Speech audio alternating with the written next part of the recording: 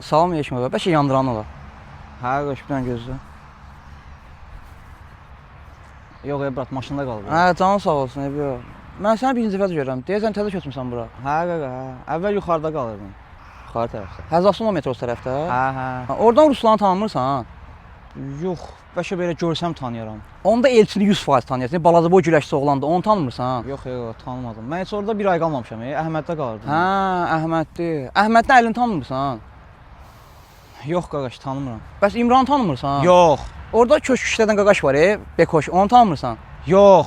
2 yıl sürən hündürboy qaqaş var. Yox, qaqaş, tanımıram. Bəs bu bankda işləyən Teymuru tanımırsan? Tanımıram.